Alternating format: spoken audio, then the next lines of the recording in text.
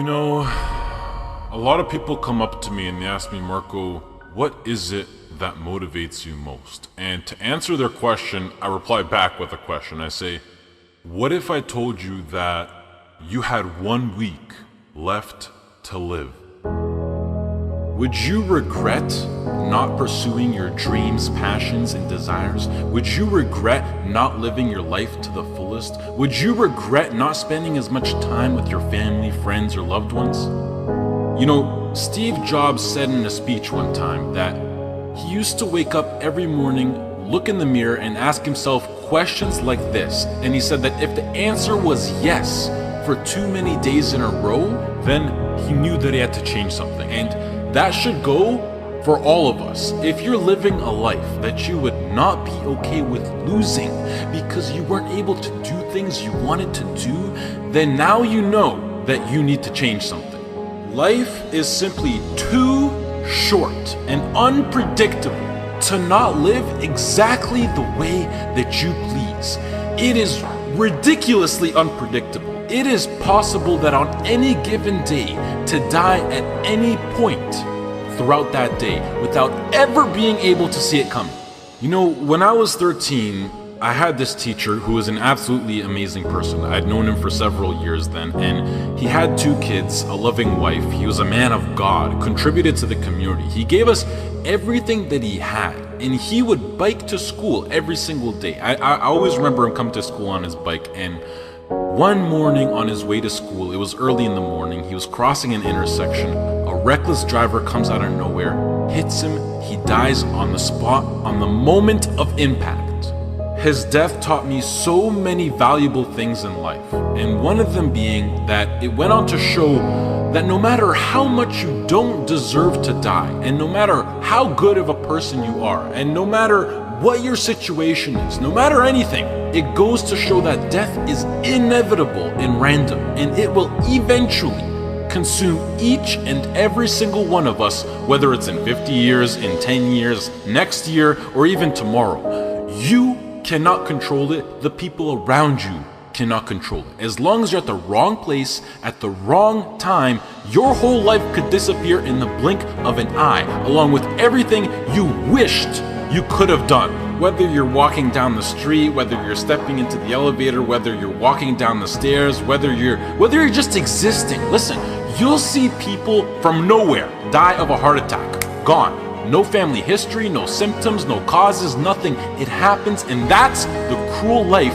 that we live in. And it's something that we cannot control. So what I want to make clear is that regardless of the path that you take in your life, at one point, death will consume you. It doesn't care whether you floss your teeth in the morning, whether you raise a family or not, whether you go on to be rich, poor, a success, a failure, whatever. You are still going to die at one point. It is that simple. And knowing that you're going to die soon should be the biggest motivation to both make the difficult decisions in life and to get your ass out of bed in the morning. So now the question becomes, what is it that you truly have to lose? If you pursue your dreams and you fail, sure, you might be a little bit more financially unstable. You might experience stress or other feelings you wish you never had to experience. But either way, even if you fail, you will end up back to where you started, which is where you are now. So what do you literally have to lose? Some of you right now, you're thinking about maybe starting a business. You have a great idea that you want to incorporate into your lifestyle. Maybe you're thinking about pursuing your dreams to the fullest. Maybe you're thinking about putting in the work to become a doctor, an engineer, a firefighter, a professional athlete. But some of you won't follow these ambitions because you're afraid. You're afraid to fail. You let the fear of failure dictate your actions, and you're afraid of what mama or papa thinks. You're afraid of what your sister, your brother thinks, or your grandpa or your grandma, or your cousins, or whoever. But what truly matters is you. You are in possession of a gift. You have a talent, and whatever that talent is, you can make yourself and the people around you a stronger and better place with it. But sometimes the only way to do that is to take a risk. At one point, you have got to take a leap if you want to make that gift that you have become a reality. Otherwise, society will gladly accept you as a 9-to-5 slave working just to pay off your rent and to stay alive and to live for the weekend, which is the absolute worst way to live. If you don't jump, believe me, if you don't pursue your gift, you will live a life full of regret, and your gift, your dreams, everything that you ever had to offer to the world will die with you. From first-hand experience, I am pissed off at myself. I am pissed off and I regret so much in my life. I can't even fathom explaining it. Not about what I've done, but what I haven't done. All the opportunities that I turned down and all the chances that I never took just because I was afraid or because I was worried about what other people think. And I officially decided to sit down. I sat down for weeks. I didn't just think of what I'm saying right now. I didn't think of it overnight.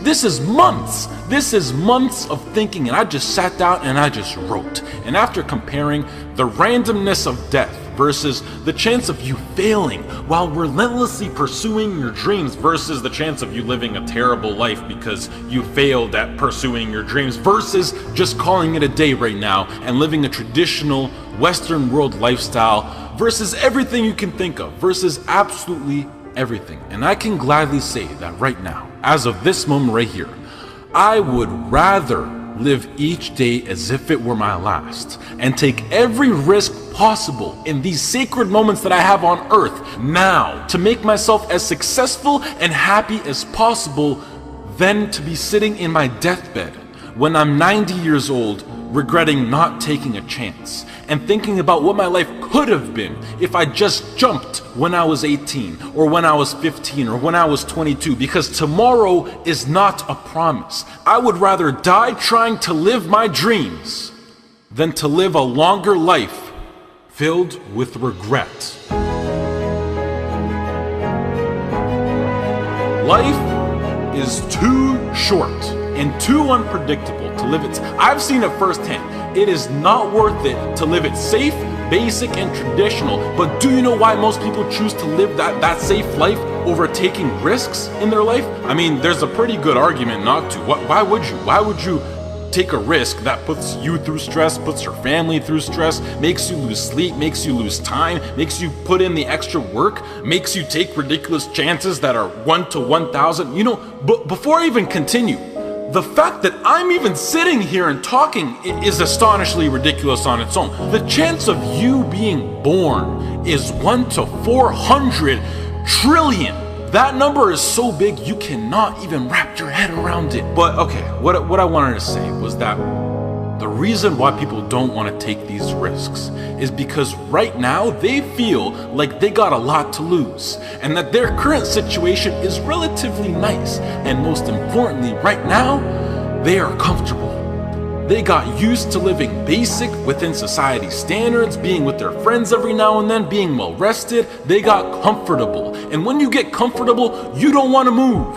And that comfort zone, I like to call it the danger zone, because this comfort zone will persuade you to stay in there for as long as possible. And it is, I know how it is. I know the comfort zone. It is so convincing. It is so hard to escape comfort. I know. And as it persuades you to stay in there, you will literally, unconsciously, see, I'm so serious when I say this, you will literally see your whole life go right by you.